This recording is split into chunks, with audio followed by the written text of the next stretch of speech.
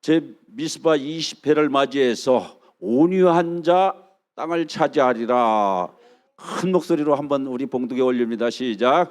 온유한 자 땅을 차지하리라. 아멘. 온유한 자. 온유한 자는 과연 누구일까요? 예?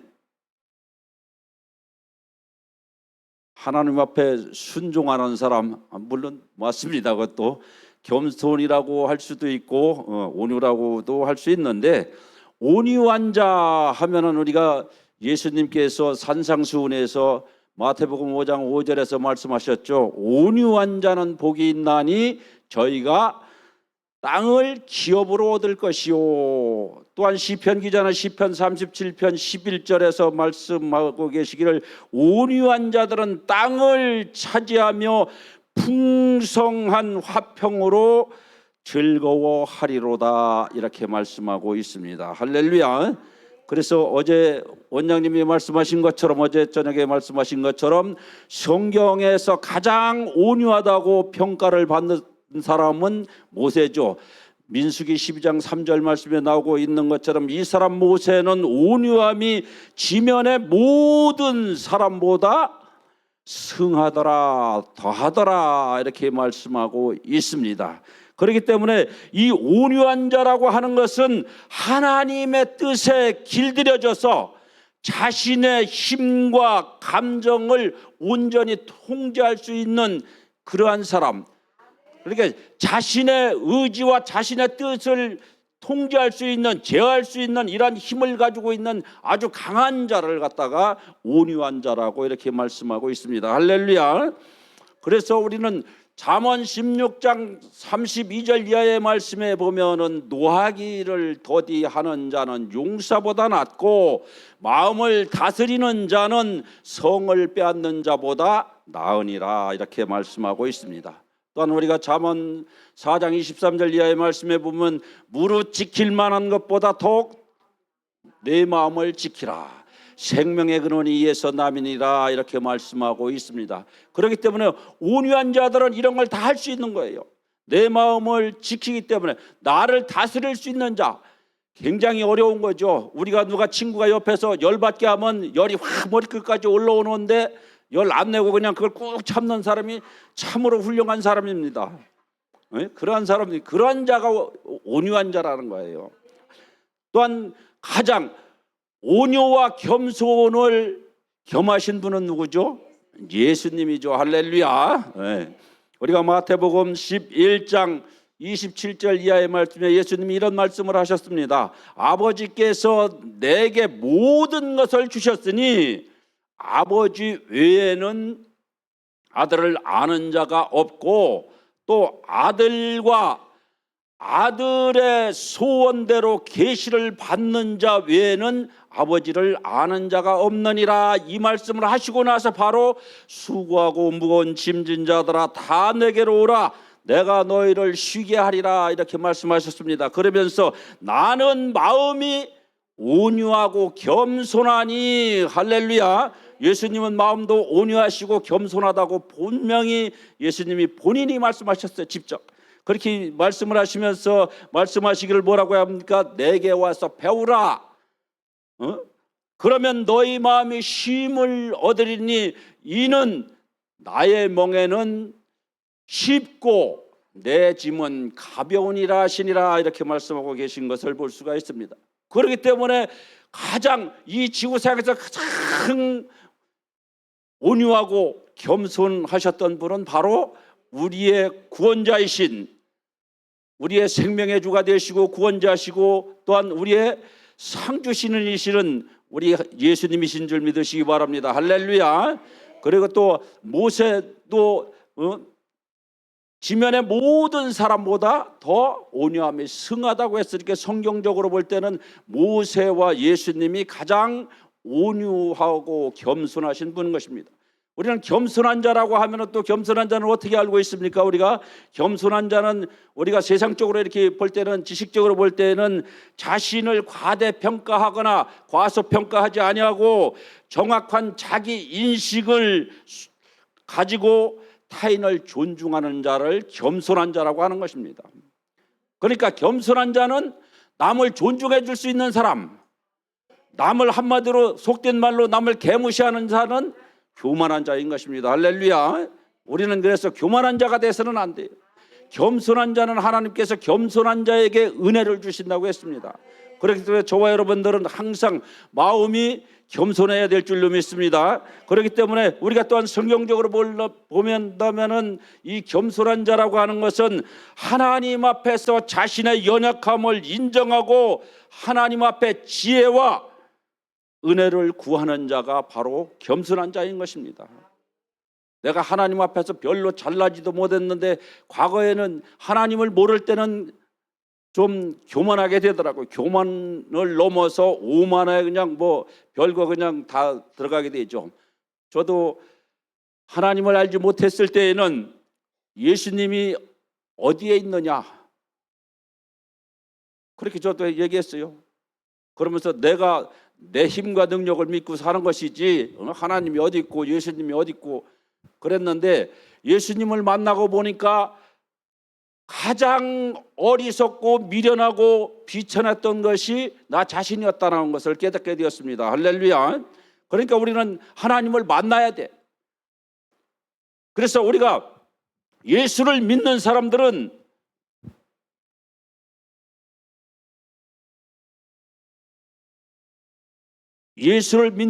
어떻습니까? 우리가 예수님 앞에 나와서 예수님을 영접한 사람들은 뭐가 돼야 되겠어요? 변화가 돼야 되는 것입니다. 변화. 예수님을 믿을 때나 안 믿을 때나 똑같으면은 그러면 안 되는 거죠.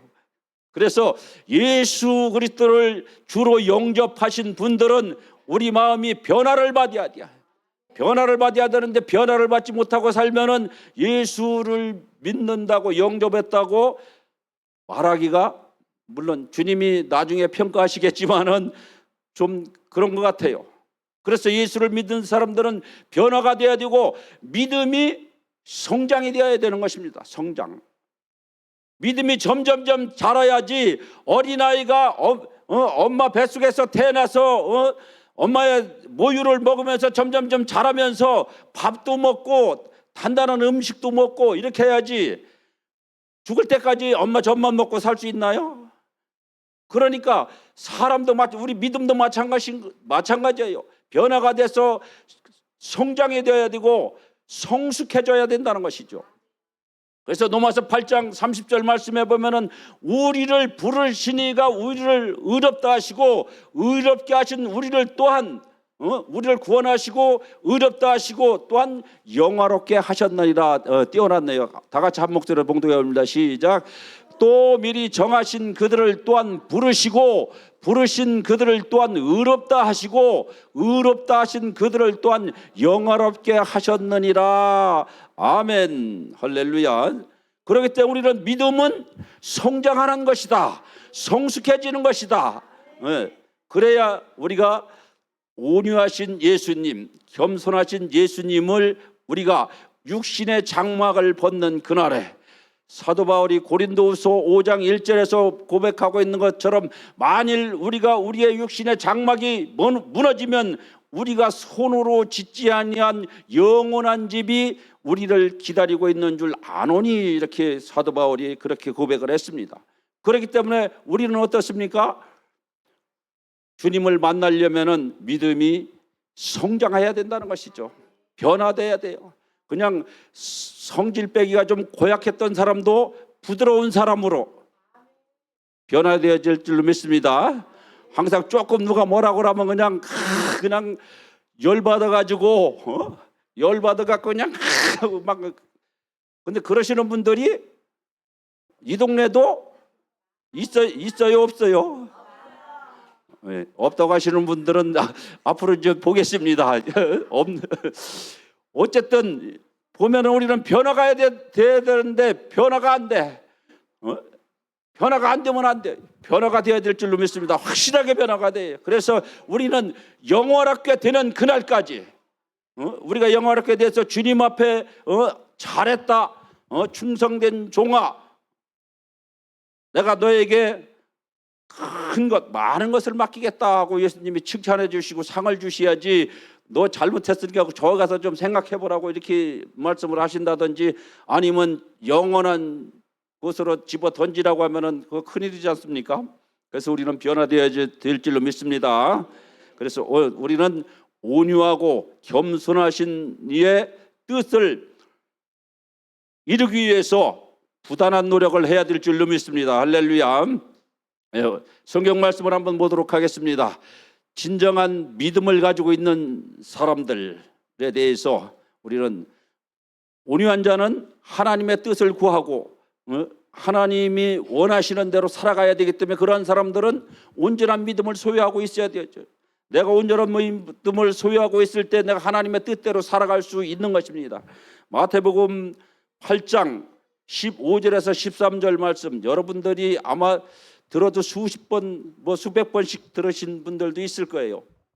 백부장의 믿음에 대해서 한번 성경 말씀 보도록 하겠습니다. 마태복음 8장 5절에서 13절 말씀, 자막 한번 띄워줘요. 제가 한 절, 여러분들이 한 절씩 봉독하도록 하겠습니다. 예수께서 가버나움에 들어가시니 한 백부장이 나와 간구하여 이르되 주여, 내 하인이 중풍병으로 집에 누워 몹시 괴로워하나이다. 이르시되 내가 가서 고쳐주리라. 백부장이 대답하여 이르되 주여, 내 집에 들어오심을 나는 감당하지 못하겠사오니 다만 말씀으로만 하옵소서. 그러면 내 하인이 낫겠사옵나이다. 나도 남의 수하에 있는 사람이요 내 아래도 군사가 있으니 이더러 가라 하면 가고 저더러 오라 하면 오고 내 종더러 이것을 하라 하면 하나이다. 예수께서 들으시고 놀랍게 여겨 따르는 자들에게 이르시되 내가 진실로 너희에게 이르노니 이스라엘 중 아무에게서도 이만한 믿음을 보지 못하였노라. 또 너희에게 이르노니 동서로부터 많은 사람이 이르러 아브라함과 이삭과 야곱과 함께 천국에 앉으려니와 그 나라의 본 자손들은 바깥 어두운 데에 쫓겨나 거기서 울며 이를 갈게 되리라. 한 목소리로 다 같이 시작.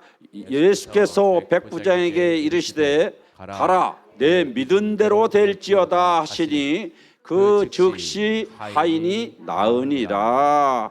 아멘. 오늘 마태복음 8장 5절에서 13절의 말씀과 또한 우리가 동일한 공관복음의 말씀을 보면은 누가복음 7장 2절에서 10절의 말씀, 동일한 말씀이 나오고 있습니다. 백부장에 대해서 나오고 있는데, 단지 틀린 것은 마태는 백부장이 직접 예수님에게 나아가서 한 것처럼 그렇게 묘사를 했고, 누가는 백부장이 아니고 다른 몇몇 장로들이 그 하인의 충성됨, 그 많은 사람을 위해서 회당도 짓고 그렇게 많이 헌신을 하고 충성을 했으니 이 사람을 와서 고쳐주십시오 하고 장로들을 몇 명 보내서 한 걸로 누가는 그렇게 기록을 하고 있습니다. 어쨌든 백부장이 갔든 아니면 그 같이 있던 고을의 장로들이 갔든 중요한 것은 누가 보낸 거예요? 백부장이 보낸 것이죠. 그러니까 동일한 백부장의 믿음이라고 이렇게 볼 수 있는 것이죠. 그래서 이렇게 백부장이 예수님에게 가서 이야기합니다. 얼마나 이 종이 충성스럽고 그 부하가 충성스러우면 가서 직접 예수님에게 가서 부탁을 드릴까요? 뭐라고 부탁을 드립니까? 주여, 내 하인이 중풍병으로 집에 누워서 괴로워합니다. 그렇게 예수님에게 말씀을 드렸더니 예수님이 말씀하시기를 내가 가서 고쳐주리라. 그냥 다른 말씀하시지 않냐고 내가 가서 고쳐주리라. 그러니까 백부장이 뭐라고 이야기합니까? 주여, 내 집에 들어오심을 나는 감당하지 못하겠사오니 다만 말씀으로만 하옵소서. 예수님이 말씀만 하시면은 자기 하인의 병이 낫겠다는 믿음을 이 백부장은 소유하고 있는 것입니다. 그래서 이 훌륭한 믿음에 우리 중요한 것은 우리 모든 크리스찬들은 하나님을 아버지로 영접하고 하나님을 믿는 모든 하나님의 자녀들은 이러한 믿음이 있어야 될 줄로 믿습니다. 할렐루야. 하나님의 말씀만 들으면 예수님이 말씀만 하시면은 치료받고 문제가 해결되고 모든 것이 만사가 오케이되어진다는 그러한 믿음을 소유하고 있을 때에 우리가 모든 일이 풀려지게 되는 것입니다. 제가 과거에 30대 시절을 이야기해요. 한 35, 6 요때 꽤 오래됐죠. 그때에 내가 전세를 사는데 전세는 400만 원에 살았어요. 400만 원에 조그만 집, 단독주택이야. 그래도 단독주택인데 화장실은 바깥에 있는 거, 그런 집에 가서 400만 원에 전세를 사는데 그때 뭐 좀 해본다고 하다 보니까 빚이 1200만 원이야. 그러니까 그때 생각으로는 이게 도저히 어떻게 할 방법이 없는 거예요. 전세를 빼서 담은 400만 원이라도 갚고 살아야 되나, 이 고민이 되게 되더라고요.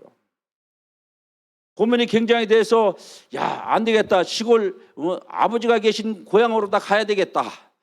그런데 또 한편으로는 저 집 아들은 나가서 돈 좀 번다고 하더니 망해갖고 들어왔네. 그 소리 할 건 뻔할 거 아닙니까? 그러니까 가자니 그런 자존심 때문에 못 가겠고, 안 가자니 빚을 어떻게 감당할 수도 없고. 그런데 중요한 것은 그때에 뭐냐? 그때는 이제 제가 88년도에 그래도 불성령을 받았던 사람 아닙니까? 뜨겁게 아주 용광로에 들어갔다 나온 사람처럼 불성령을 받았던 사람이기 때문에 그때만 해도 믿음이 지금보다도 훨씬 더 좋았습니다. 지금 목사인 지금보다도 그때 믿음이 더 좋았던 것 같아요. 그래서 어떤 생각이 들어가느냐? 그래도 내가 하나님의 아들인데 하나님이 설마 나를 죽이기까지 하시겠느냐? 이 믿음이 들어가니까 고향 들어가는 걸 포기하고 그냥 살자. 그 믿음이 딱 들어오니까 돈이 잘 벌려져요. 할렐루야. 그때부터는 다른 사람은 가서 일하면은 100% 부도맞아 갖고 와. 그런데 제가 다른 사람이 가서 부도맞은 자리도 가면은 현금 받아 갖고 옵니다. 할렐루야. 하나님이 그렇게 역사를 하시더라고요. 그러니까 그 빚을 곧바로 갚았어요. 그래 시골 들어갔으면 얼마나 망신이요. 그런데 그렇지 않고 이 믿음, 그래서 제가 생각할 때 우리가 내가 어떤 믿음을 가지고 있느냐, 이것이 나를 죽일 수도 있고 나를 살릴 수도 있는 줄 믿으시기 바랍니다. 할렐루야. 그래도 내가 하나님의 아들이고 내가 하나님의 딸인데 하나님이 나를 다시 한번 일으켜주지 않겠느냐 하는 이 믿음만 있으면 안 되는 것이 없는 줄 믿으시기 바랍니다. 할렐루야. 그럴 때 그 믿음이 조금 더 흔들려서는 안 돼. 야고보서 기자가 야고보서 1장에서 쭉 말씀하고 있는 것처럼 오직 믿음으로 구하고 조금도 의심하지 말라. 할렐루야. 또한 우리가 마가복음 11장 24절 말씀해 보면은 믿고 구한 것은 받은 줄로 믿으라. 할렐루야. 그렇기 때문에 그러한 믿음이 딱 들어오니까 겁날 것도 없어. 하나님이 우리 아버지신데 속된 말로 어떤 놈이 나를 어떻게 하겠느냐. 그 믿음을 가지니까 아무 데나 가도 다 만사옥해요. 그래서 빚을 갖고 애들하고 먹고 살게끔 하나님이 해주시더라고요. 할렐루야. 그래서 이 믿음이, 내가 어떤 믿음을 가지고 있느냐, 이 백부장도 그런 믿음이 있었기 때문에 주님 말씀만 하시옵소서, 말씀만 하시면은 내 하인의 병이 날 줄로 믿습니다. 할렐루야. 그러니까 말씀을 믿을 때, 말씀은 곧 뭐라고 그랬습니까? 말씀은 능력이에요. 말씀은 능력이기 때문에 그 말씀을 믿고 내가 나가면은 반드시 에바다의 복이 이만한 줄 믿으시기 바랍니다. 할렐루야. 그렇기 때문에 우리가 이 백부장이 그렇게 예수님에게 말씀만 하시옵소서. 그러니까 예수님이 보실 때 참, 야, 저놈 참 믿음 끝내주게 좋다. 그래서 예수님이 뭐라고 칭찬을 하십니까? 이스라엘 중에 아무에게서도 이만한 믿음을 보지 못하였노라. 예수님이 감탄하신 거죠. 이런 믿음을 가진 자를 내가 보지를 못했다. 그렇게 말씀을 하시니까 그러시면서 예수님이 백부장에게 가라, 내 믿은 대로 될지어다. 할렐루야. 우리 믿음이라고 하는 것은 믿은 대로 되는 것입니다. 믿은 대로. 내가 어떻게 믿고 있느냐. 우리가 이렇게 집회를 할 때도 마찬가지예요. 저 앞에서 설교를 하신 그 목사님이 나에게 와서 안수할 때에 내가 하나님이 나에게 반드시 저 목사님을 통해서 나의 문제를 해결해 주실 것이라 하는 이 믿음이 있어야 되는 것입니다. 동일한 서류로 똑같이 안수를 했는데, 안수를 하는데 누구는 불을 받아서 떼굴떼굴 둥글고 누구는 질병을 치료받고 어떤 사람은 와서 손을 얹고 간 건지 때리고 간 건지 맹송맹송하고. 그게 왜 그래요? 안수해 주시는 분들이 능력이 없어서 그런 게 아니라 본인이 믿지 못했기 때문에, 본인이 간절함이, 사모함이 없기 때문에 그러한 일이 생겨나는 것입니다. 그렇기 때문에 내가 간절히 믿고 매달릴 때 하나님께서 역사를 해주시는 줄 믿으시기 바랍니다. 할렐루야. 그렇기 때문에 우리는 요한복음 4장 46절에서 54절의 말씀에 보면은 예수님께서 가나에 가서 두 번째 표적으로 행하신 왕의 신하의 병을 고쳐주신 사건이 나오고 있는 것을 볼 수가 있습니다. 그런데 중요한 것은 이 왕의 신하라고 하면은 예수님 당시니까 누굴까요? 헤롯 안디바의 신하라고 볼 수 있죠. 그러니까 그 왕의 신하면은 높은 지위를 가지고 있는 사람이죠. 그래서 이 헤롯 안디바는 사도 요한의 목을 베고 또 예수님이 겟세마네 동산에서 마지막으로 기도하시고 끌려가셨을 때에 빌라도하고 짝짝꿍을 했던, 전에는 빌라도하고 헤롯이 원수 같았었는데 그때는 그래요. 그 서로 원수 같을지라도 못된 일을 할 때는 서로 친구가 된다는 거예요. 그 둘이 서로 뜻이 맞아갖고 네가 들고 가서 판결해봐라, 내가 해볼게 하고 이렇게 서로 밀고 왔다 갔다 했던 사람이 바로 이 헤롯인데, 그 헤롯이 기원 20년 전부터 AD 39년까지 약 한 59년간 오래도 살았어. 그런 못된 사람들은 빨리 불러가셔야 되는데 오래 살게 됐죠. 무려 59년 동안을 왕으로 있었어요. 그리고 헤롯이 얼마나 못된 사람이었습니까? 그자가 자기 사촌 동생의 아내를 빼서 산 헤로디아죠. 헤로디아요, 살로메요. 살로메죠. 살로메의 딸이 헤로디아고 춤췄던 애가 헤로디아고. 그런데 그렇게 못된 짓을 아주 당연한 것처럼 했던 자. 그래서 선지자 요한의 목까지 빈 그런 못된 자가 이 헤롯 안디바였었는데, 그의 신하였던 자가 예수님이 가나 땅에, 가나에서 어떤 기적을 행하셨나요? 예수님이 첫 번째 기적이, 그렇죠. 요한복음 2장 1절 이하에서 나오고 계신 것처럼 예수님이 가나 혼인잔치에 가셨는데 포도주가 떨어져서, 그래서 포도주를 만든 사건을, 기적을 행한 그 장소에서 바로 이 두 번째 표적으로 왕의 신하를 고쳐주셨습니다. 그런데 중요한 것은 이 가나에 예수님이 오셨다는 소문을 듣고 왕의 신하가 예수님에게 가서 우리 아들이 죽게 생겼으니까 좀 고쳐주십시오 하고 가서 부탁을 드렸습니다. 근데 예수님이 그 백부장에게 하셨던 것처럼 그래 내가 가서 고쳐주마 이렇게 말씀하셨나요? 아닙니다. 그렇게 말씀 안 하셨어요. 지금 믿음이 패약한 세대들은 도무지 표적과 기사를 보지 않으면 믿지 않는다는 거예요. 그래서 책망을 하셨어요. 그러니까 한마디로 되게 혼내킨 거죠. 뭐 좀 이것 좀 해주십시오 하고 가서 부탁을 드리러 갔는데 일단 한번 혼났어. 혼나고 난 다음에 뭐라고 말씀하십니까? 그렇게 혼나고 나니까 너희들은 표적을 보지 못하면 도저히 믿지를 못하는 그런 패역한 자들이다 하고 예수님이 책망하셨음에도 불구하고 또 뭐라고 이야기합니까? 신하가 가로되 주여 내 아이가 죽기 전에 내려오십시오. 죽기 전에 와서 혼난 거는 둘째치고 뭐 아들 살리는 일에 좀 혼나면 어때? 한 대 가서 맞을지라도 가서 아들만 살리면 되지. 할렐루야. 이 왕의 신하도 그러한 믿음이 있었는 줄 믿으시기 바랍니다. 할렐루야. 그래서 그러한 믿음이 있을 때에 우리가 모든 문제를 해결받을 수 있는 것입니다.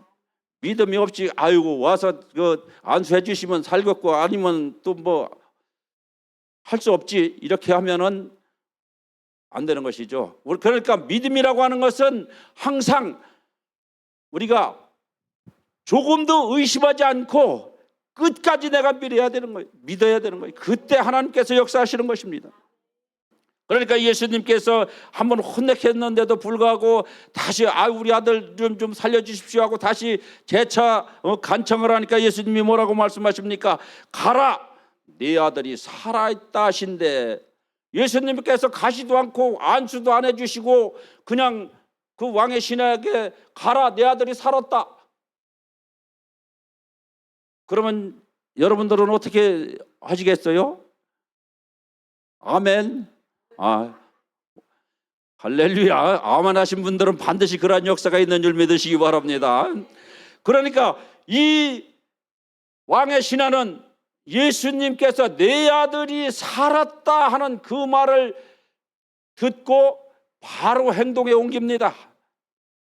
어떻게 행동해요? 그 말씀을 믿고 가더니 예수님이 하신 그 말씀을 믿고 내 아들이 살았다 하니까 예수님께서 그 말씀을 하시니까 왕의 신하가 예수님이 우리 아들이 살았다고 지금 말씀하셨으니까 우리 아들이 살았을 거야 하고 조금 더 의심하지 아니하고 우리 요한복음 4장 50절에서 이 말씀하고 있죠. 50절 말씀에 보면 예수께서 가라사대 가라 내 아들이 살았다 하신데 그 사람이 예수의 하신 말씀을 믿고 가더니 예수님이 하신 그 말씀을 믿고 가는 것 굉장히 중요한 것이죠. 예수님이 아이고 와서 좀 안수 좀 해서 고쳐주시라고 했더니만 그냥 뭐 말로만 그렇게 하면은 살라는지 안 살라는지 어쩌라 이렇게 했으면 안 되는데 그 말씀을 믿고 갔다고 성경은 그렇게 기록하고 있습니다. 혼났을 때는 혼났을지라도 그 말씀을 믿고 우리도 신앙생활을 하다 보면 때로 주님 앞에 잘못하면은 혼나죠. 근데 혼나는 사람은 하나님이 사랑하시는 자인 줄 믿으시기 바랍니다. 어제 징계를 받지 않는 자는 사생자요 참아들이 아니라고 했습니다. 그렇기 때문에 하나님께서 나에게 어떠한 문제를 주시고 나에게 어려움을 주시면 하나님이 나를 그만치 사랑하셔서 나에게 좋은 것을 주시려고 하나님이 그렇게 하시는구나 하고 그 믿음만 가지고 나가면 반드시 좋은 역사가 일어나는 것입니다. 그러니까 믿음은 흔들려서는 안 되는 거예요. 갈대 같아서는 안 되는 거예요. 뭐 갈대 순적 갈대 마냥 물결이 이리 치면 이리 흔들리고 이짝으로 치면 또 이짝으로 흔들리고 그렇게 해서는 안 되는 것이죠. 믿음은 항상 곧어야 되는 것입니다. 대꽃채기처럼 곧어가지고 부러질 망정이라도 절대 굽히지 않는 이러한 믿음을 소유하고 있을 때 하나님께서 역사해 주시는 것입니다. 그래서 우리가 성경 말씀을 보면은 믿음의 정의에 대해서 히브리서 11장 1절 이하에서는 뭐라고 말씀하고 있습니까? 믿음은 바라는 것들의 실상이요 보이지 않는 것들에 대한 증거니라 이렇게 말씀하고 있습니다. 그렇기 때문에 믿음이라고 하는 것은 우리들이 바라고 있는 것. 여러분들은 하나님을 믿으면서 무엇을 바라고 있습니까? 여러 가지를 바라고 있겠죠. 뭐 이루 말할 수 없이 여러 가지. 뭐 이 사람 저 사람 다 여기 계신 분들 중에서도 다 마음에 원하는 것이 다 다를 것입니다. 어떤 분은 나는 주님을 위해서 열심히 일을 하기 위해서 왔으니까 하나님 저에게 더 좋은 은사와 능력을 허락해 주시고, 또 어떤 분들은 하나님 저는 좀 먹고 사는데 지장이 없도록 좀 돈 좀 많이 주시고, 또 어떤 분들은 나는 우리 아들 딸이 좀 잘 됐으면 좋겠으니까 우리 아들 딸 좀 잘 되게 해주시고, 또 어떤 분들은 나는 어떤 질병이 있으니까 좀 그것 좀 고쳐주세요. 할렐루야. 그러니까 믿은 대로 되는 거예요. 믿은 대로 될지어다. 예수님이 말씀하신 것처럼 믿은 대로 될지어다. 내 아들이 살았다 이렇게 말씀하시니까 살아나는 역사가 나타나는 것입니다. 그렇기 때문에 이 믿음이라고 하는 것은 믿음이 없이는, 우리가 히브리서 11장 6절 말씀처럼 믿음이 없이는 하나님을 기쁘시게 못하나니 하나님께 나아가는 자는 반드시 그가 계신 것과 또한 자기를 찾는 자들에게 상 주시는 이심을 믿어야 할지니라 이렇게 말씀하고 있습니다. 할렐루야. 그렇기 때문에 우리는 이 믿음은, 히브리서 기자는 믿음에 대해서 그렇게 그냥 확실하게 정리를 해주고 있는 것이죠. 믿음은 우리가 바라는 것이 현실적으로 이루어지는 것이고, 또 믿음이 내가 없이는 하나님을 기쁘시게 해드릴 수가 없다는 것이죠. 그래서 사도 바울은 에베소서 5장 10절 말씀에서 너희가 주를 기쁘시게 할 것이 무엇인가 시험하여 보라 이렇게 말씀하고 있습니다. 그래서 우리는 그런 믿음이 있는 자는 또 어떠한 일들을 해야 돼요? 우리가 여기에서 은혜 받고 말씀 듣고 기도받고 원장님한테 기도받고 이렇게 해서 얻은 문제가 해결되고 속이 좀 시원하게 뻥 뚫려졌으면은, 그러면 나가서 뭐 해야 돼? 전도해야 되죠. 할렐루야. 로마서 1장 17절에서 사도 바울이 말하기를 뭐라고 말하느냐? 나는 할 수 있는 대로 로마에 있는 너에게도 복음 전하기를 원하노라. 그렇게 말하면서 내가 복음을 부끄러워하니 하노니 이 복음은 모든 믿는 자들에게 구원을 주시는 하나님의 능력이 됨이라. 첫째는 유대인에게요 또한 헬레인에게로다 이렇게 말씀하고 있습니다. 그러면서 복음에는 하나님의 의가 나타나서 나왔네요. 여러분 한 목소리로 다 같이 봉독합니다. 시작.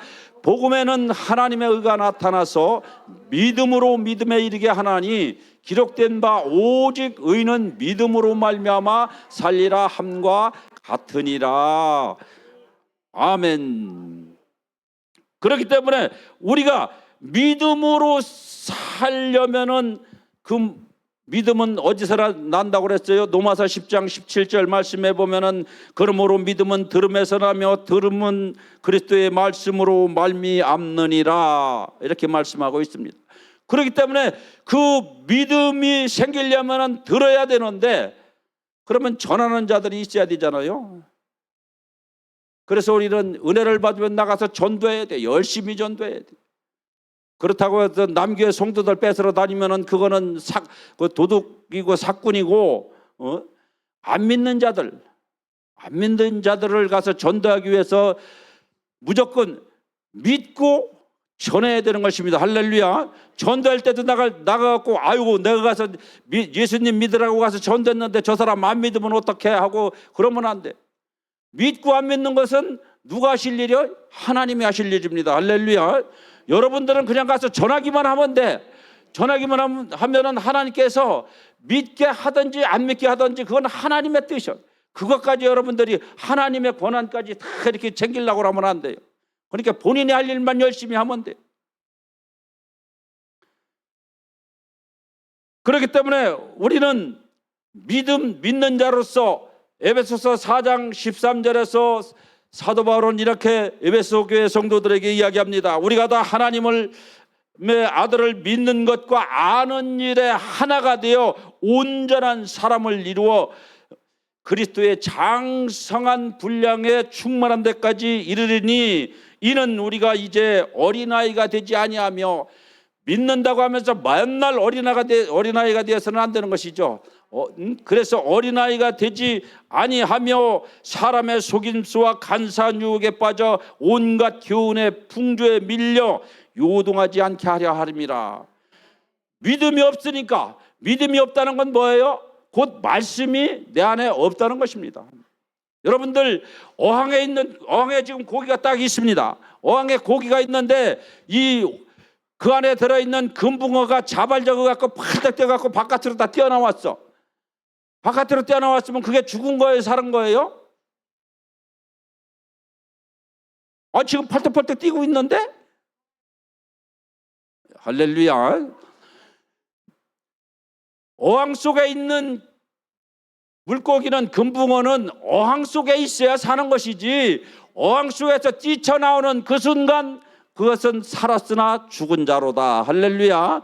누가 가서 일부러 집어서 다시 어항 속에 넣어주기 전에는 그건 반드시 죽은 것입니다.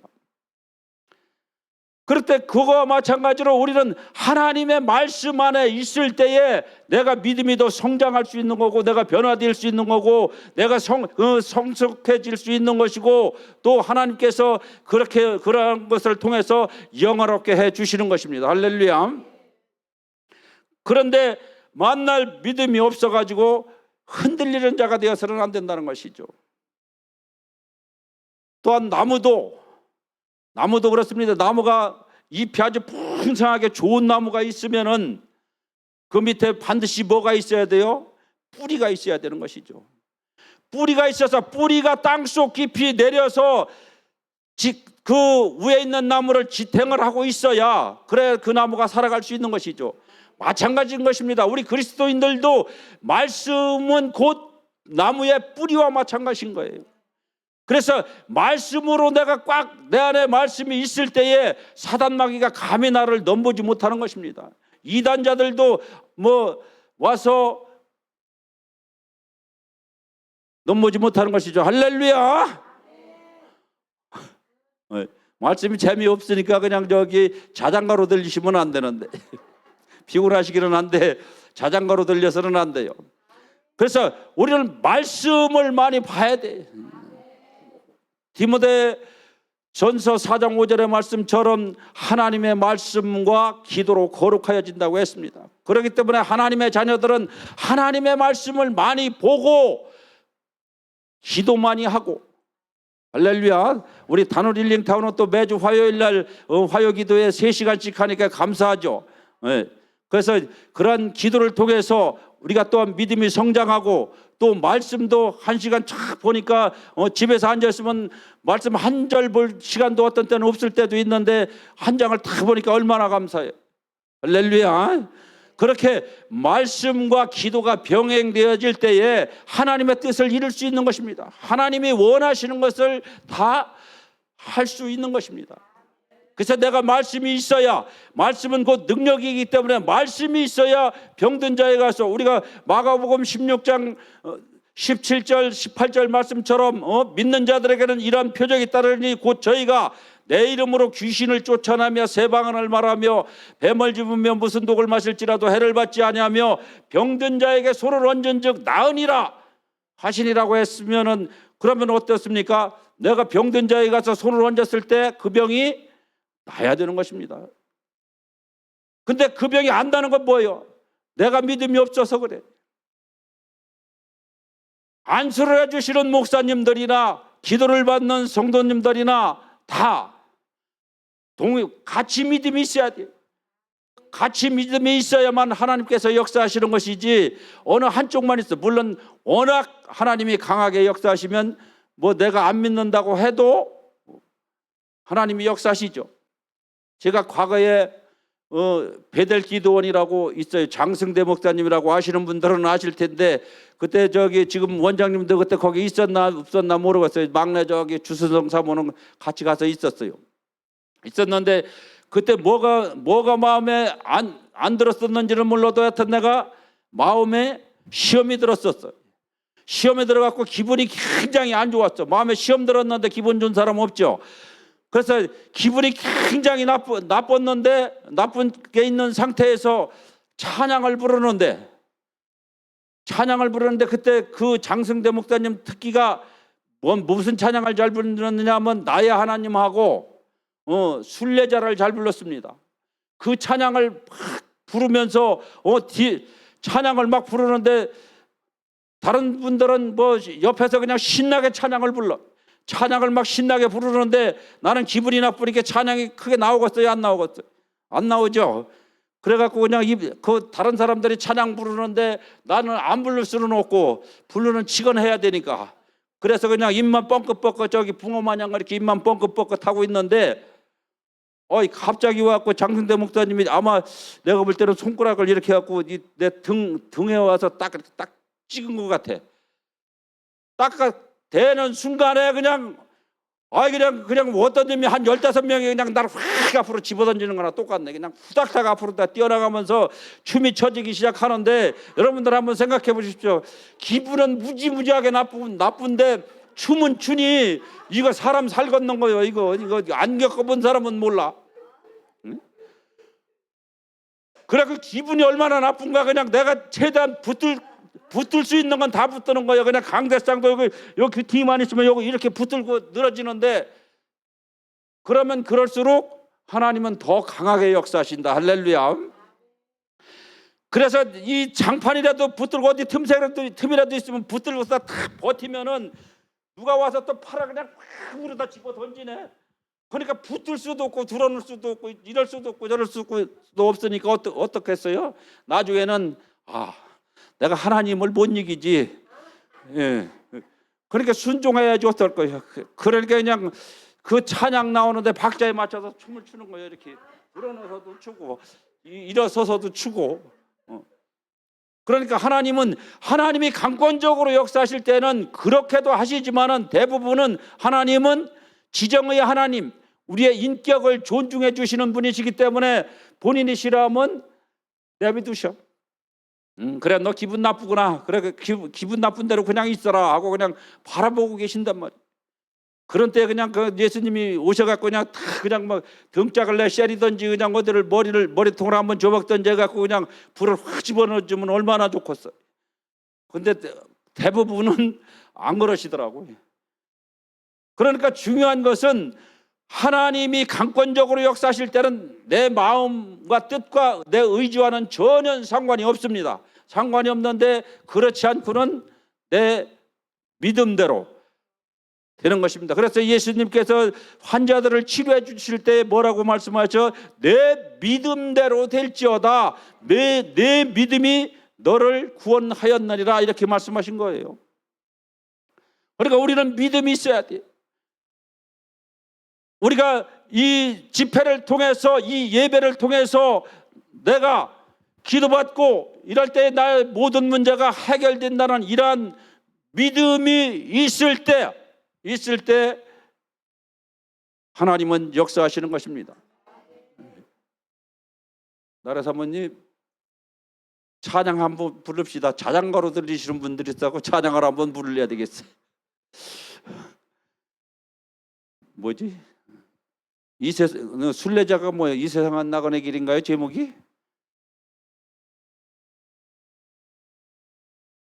모르시는가 봐. 그럼 아는 거 나의 등 뒤에서 한번 불러요. 그럼 아는 거 해야지. 모르는 거 자꾸 하라면 어려워.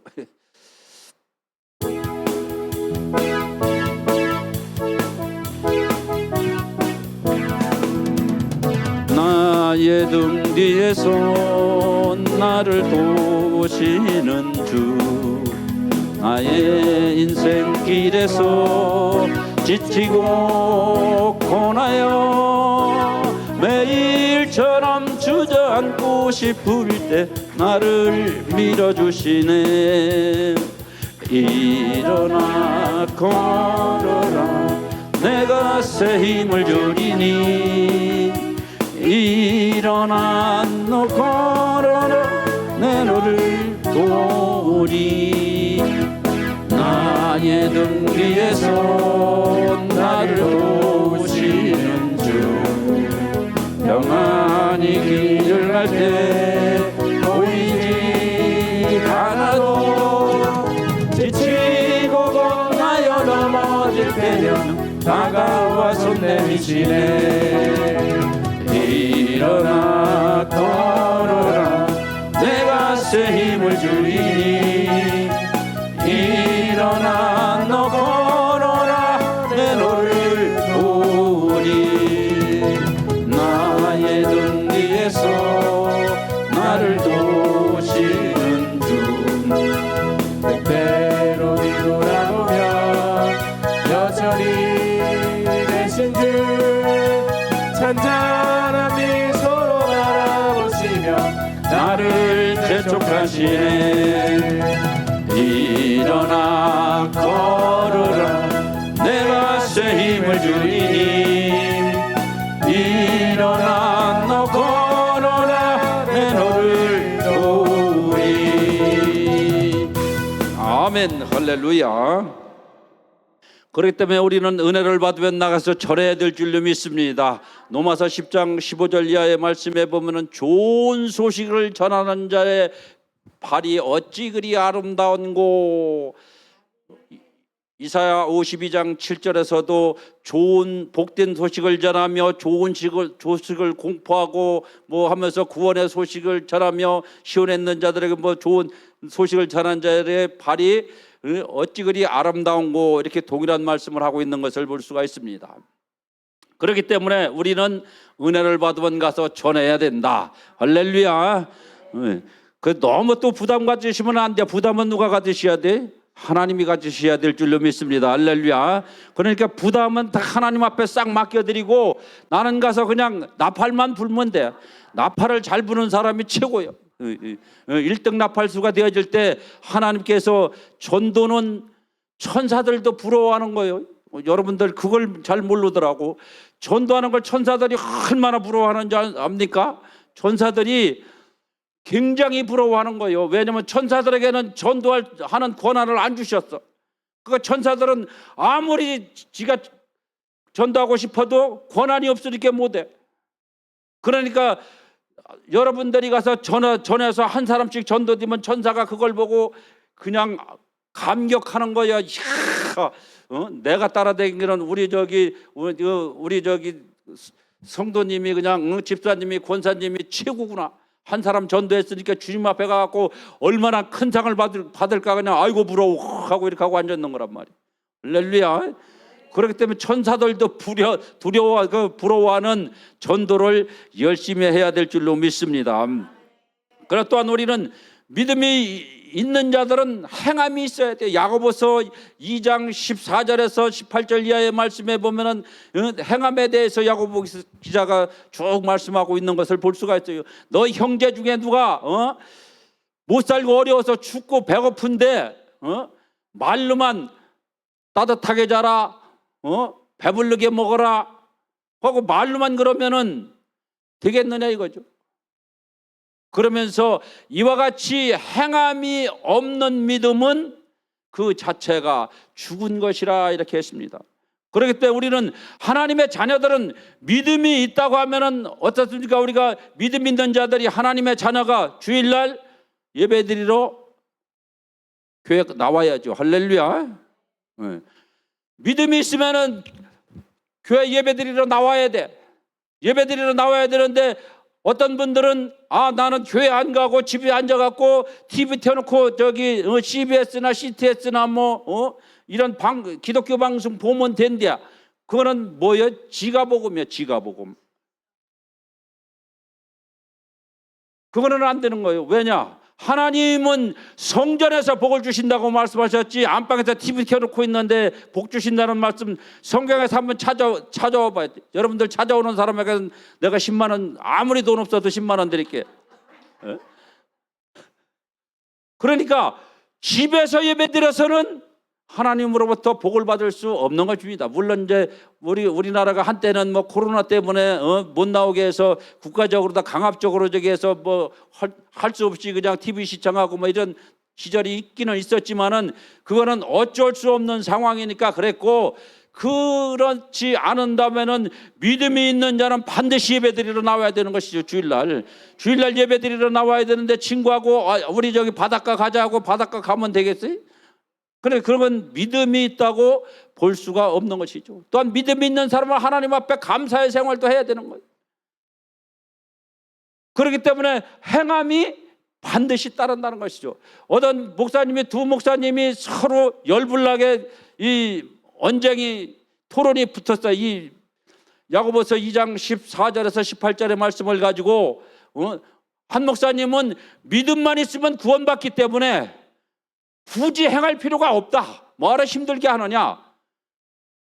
한 목사님은 믿음이 있으면은 당연히 행하는 것이지, 믿음이 있으니까 내가 하나님 앞에 11조도 드리고 감사의 예물도 드리고 주일 예배 드리러 나오고 이렇게 미스바 성회 때 나와서 주방 봉사도 하러 나오는 것이지, 믿음이 없으면은 뭐하러 오겠어요?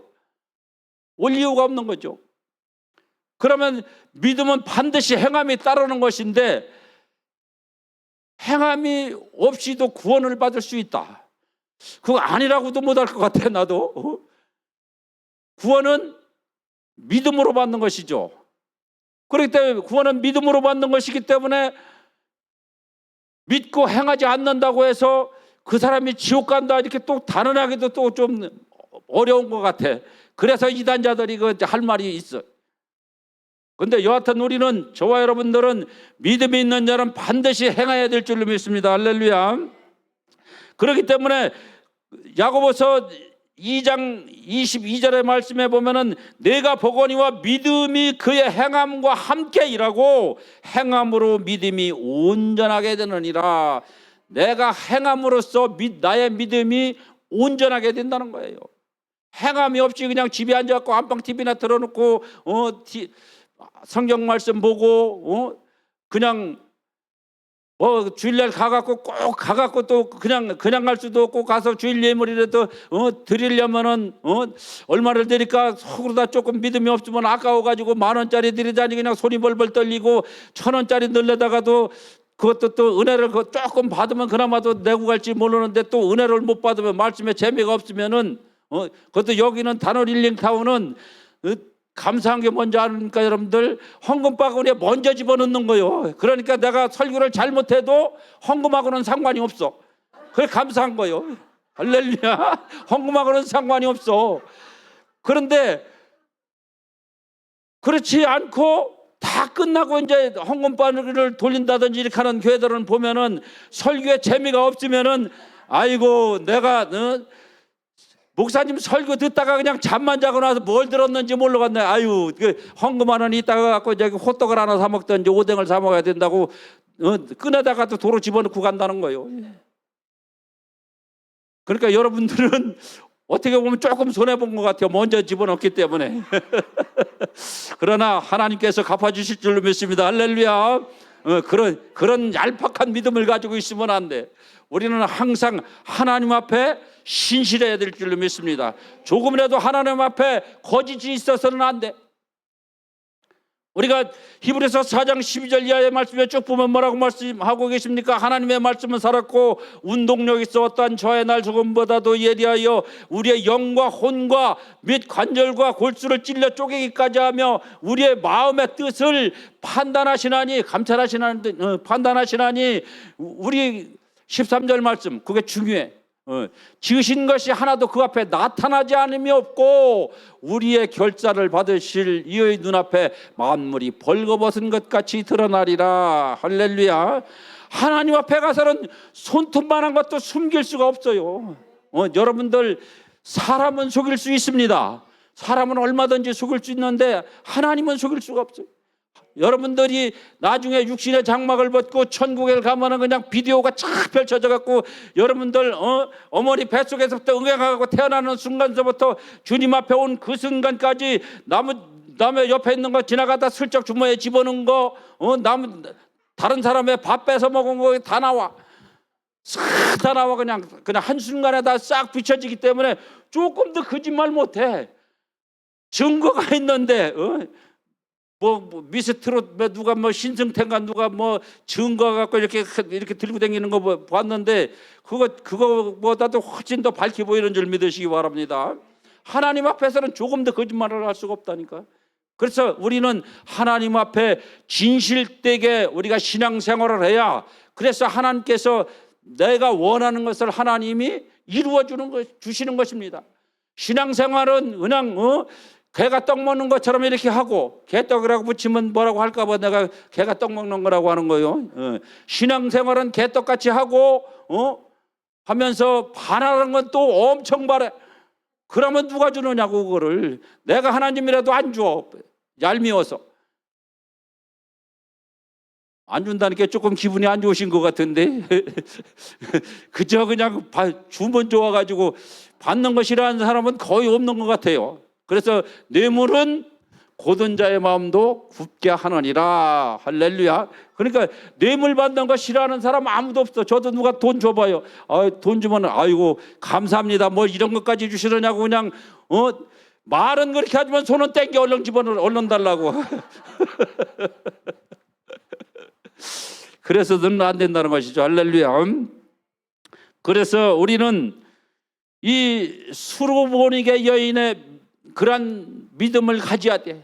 이 수로보니게 여인은 우리가 마가복음 7장 24절에서 30절 말씀, 마태복음 15장 21절에서 28절에 동일한 말씀이 나오고 있는데, 단지 틀리는 것은 마태는 가나안 여자라고 기록을 했고 이 마가는 수로보니게 여인이라고 그렇게 했습니다. 그래서 그는 수로보니게 족속의 한 여인이기 때문에 수로보니게 여인이다 이렇게 표현을 한 거죠. 그래서 똑같은 여자, 똑같은 사람이야.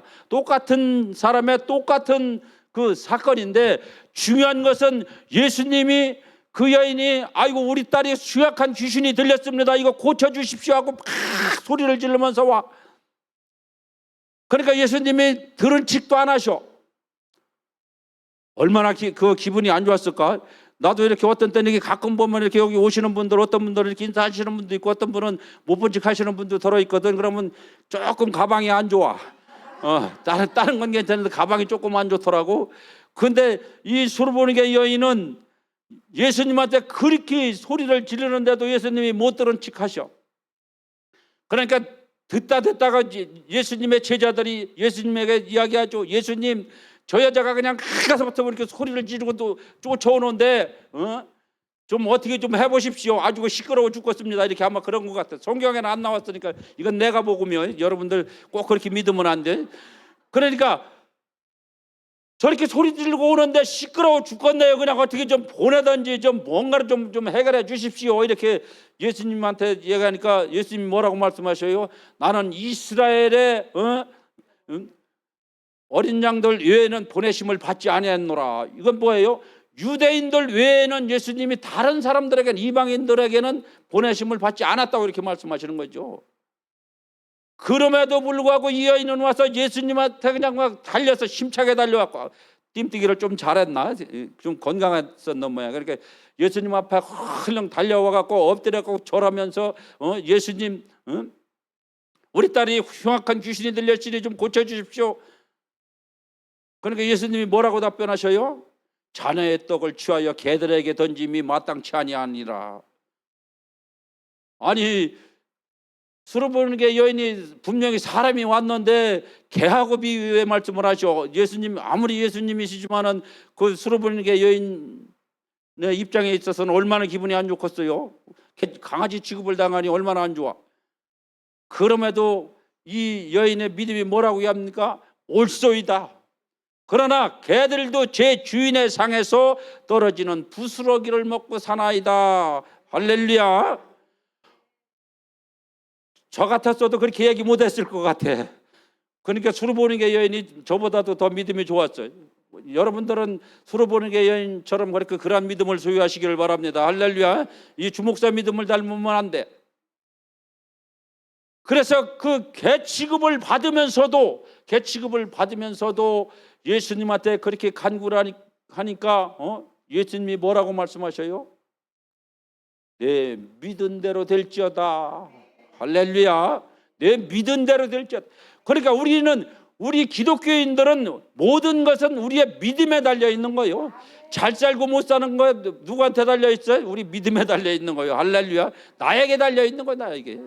내가 열심히 하나님의 뜻대로 살면서 내가 노력을 하느냐 안 하느냐, 그냥 살살 그냥 조조마냥 끼만 부리느냐, 일을 시켜보면은 어떤 사람은 아주 그냥 깨를 안 부리고 그냥 열과 뜻을 다해서 열심히 일을 하는 사람이 있고, 어떤 사람은 보면은 아주 요령만 펴 그냥 살짝 그냥 전화 받는 칙하고 슬쩍 옆으로 피해서 빠지고 요렇게 빠지고 저리 빠지고 기름쟁이 마냥 그런단 말이에요. 그래서는 안 되는 거예요. 이 믿음은 신실해야 돼. 신실해야. 그래 하나님께서 저와 여러분들에게 복을 주시는 것이지, 하나님이 어떤 때는 안 보시는 것 같으니까 그냥 하나님 잠깐 눈 감고 계셔요. 나 이렇게 하겠습니다 하고 그냥 스리슬쩍 하고 넘어가면 안 된다는 것이죠. 그러한 신앙생활을 한 사람들이 많습니다. 의외로 많아요. 의외로. 어떤 제가 잘 알고 있는 목사님 친구분이 장로님이신데 나이가 70이 넘어서 지금 80이 되셨는데도 예수님이 계신 게 안 믿어진대. 그런데 그 사람이 장로야. 누가 그거 갖고 심판받을까? 나 그게 궁금하더라고. 어떻게 그래서 자기가 임종할 때 자녀들 쭉 불러놓고 너희들은 예수 믿지 말아라. 아이 그런 그냥 여기 있으면 그냥 귀퉁백을 한번 그냥 저 옥수수가 싹 빠지도록 한번 때렸으면 좋겠어. 네. 그렇게 그냥 그러면 저도 아예 댕기지들 말든지 그 아무 소리나 말고 그냥 얼른 꼴까닥 하든지 왜 자녀들을 불러놓고 다 그따위 짓을 하느냐고. 그런 사람들이 있습니다. 그러니까 이게 믿음이라는 것은, 그래서 예수님께서 택함을 받은 자와 택함을 받지 않은 자를 말씀하시는 거예요. 택함을 받은 자는 하나님을 알지도 못하고 믿지도 않다가 갈 때 되면은 내일 간다면 오늘 믿네. 나 참 그 사람은 복이 있는 건지 없는 건지. 내일 간다면 오늘 믿어.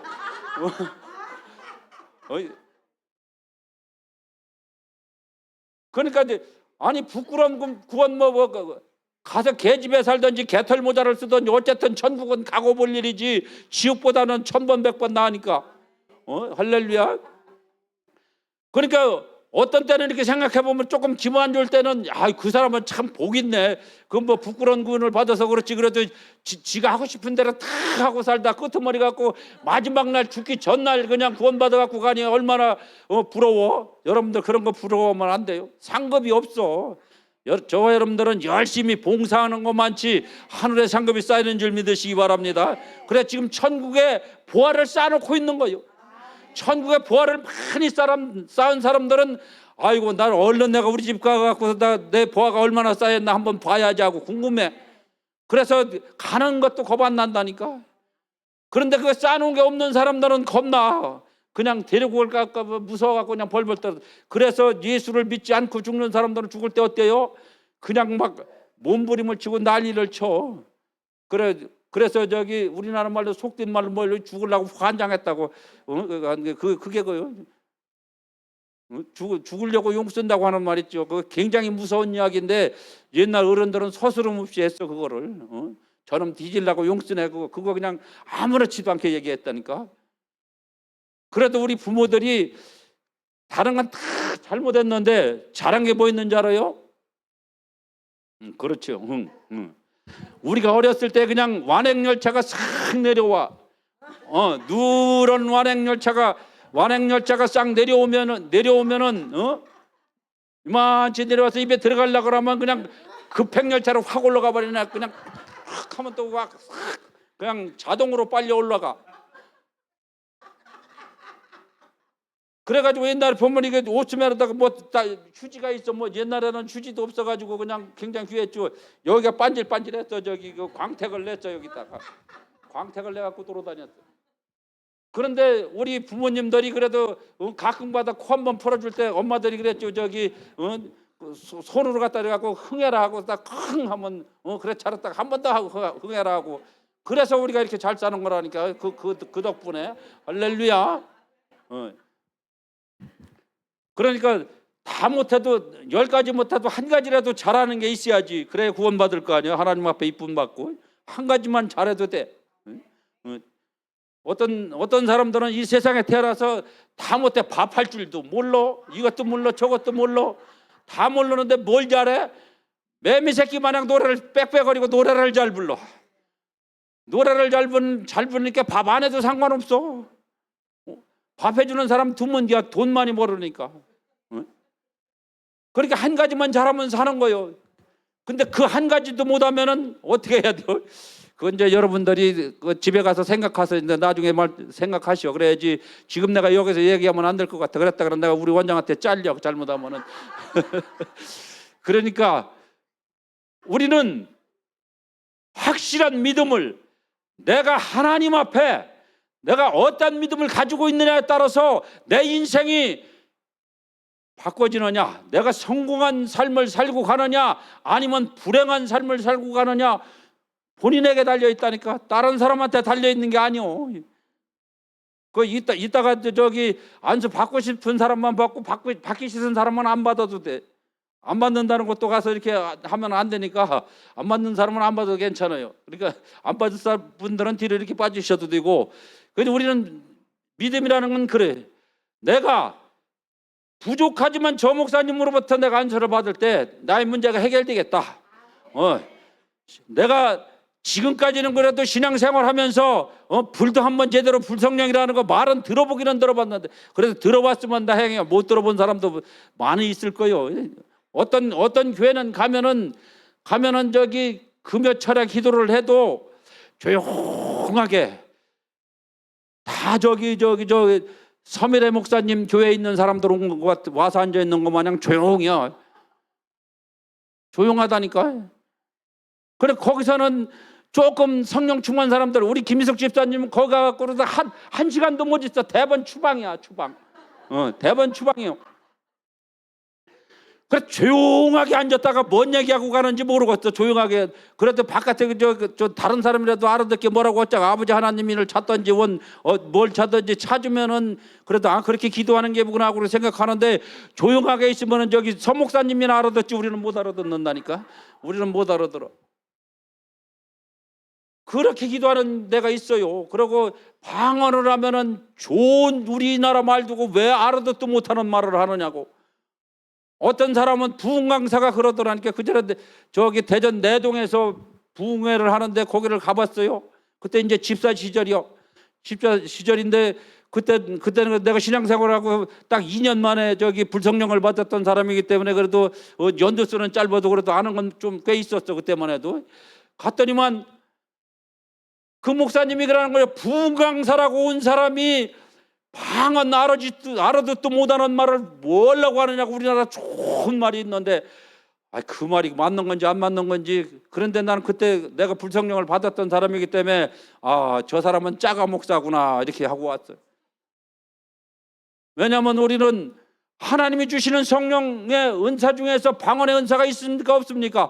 고린도전서 12장의 말씀에 보면은 성령의 9가지 은사가 나오고 있죠. 지식의 은사, 지혜의 은사, 믿음의 은사, 영분별의 은사, 예언의 은사, 능력 행함의 은사, 영분별의 은사, 방언 통역의 은사, 방언의 은사 다 있지 않습니까? 그러니까 성령의 9가지 은사가 있는데 하나님이 그러면 할 일이 안 계셔가지고 그 성령의 9가지 은사를 주셨나? 그런데 그 목사님은 그거 볼 때는 눈이 싹 감겨 자는가 봐. 그러니까 우리가 똑같은 성경 말씀을 가지고 봐도 어떤 사람은 제대로 봐갖고 그 말씀이 자기에게 와가지고 그것이 아주 자기를 변화시키는 아주 능력 있는 말씀이 되어지고 어떤 사람은 그냥 졸려 아이고 시커먼 건 글씨고 하얀 건 종이개비구나 하고 그래서는 안 된다는 것이죠. 그러니까 내가 지금 이렇게 생각해 보면 그분들은 성령 체험을 하지를 못했어. 성령 체험을 하지를 못하니까 다른 사람이 하면 잘못된 거예요. 저만 잘난 거예요. 지가 복음에 자기 만족에 교만에 빠져가지고 그래가지고 저만 잘났어. 저만 똑똑하고 잘났어. 다른 사람들이 하는 건 괜찮은 거예요. 어떤 분들은 그러더라니까 저기 막 이렇게 떼굴떼굴 굴르면은 아이고 저것들 생쇼하고 미쳤네. 왜 둥글르고 그려? 이러는 사람들이 있습니다. 그게 왜 그래요? 자기가 능력을 못 받았으니까 한 번도 해본 적이 없는데 알아야 면장을 한다고 아무것도 모르는 어떻게 면장을 하고 있어? 면장도 못하는 거예요. 반장도 못하고 그냥 살다 가야 돼요. 그런 양반들은. 그러한 것입니다. 그렇기 때문에 우리는 이 수르보니게 여인 같은 믿음, 하나님이 나에게 어떠한 시련, 하나님을 또 그렇게 시련을 주시는 분도 아니에요. 바른 길로 가라고 이렇게 때로는 이렇게 하실 때도 있지만은 대부분은 좋은 길로 인도하시는 분이 우리 주님이신 줄 믿으시기 바랍니다. 그러니까 때로는 내가 어렵고 힘들 때가 있다고 할지라도 이 수르보니게 여인처럼 그래도 강아지 취급받는 건 아니니까 열심히 기도하시기 바랍니다. 할렐루야. 기도하고 말씀 보면은 열려지는 역사가 반드시 나타나는 거예요. 그래서 우리 열려지게 에바다를 한번 부르고 기도 다 같이 합니다.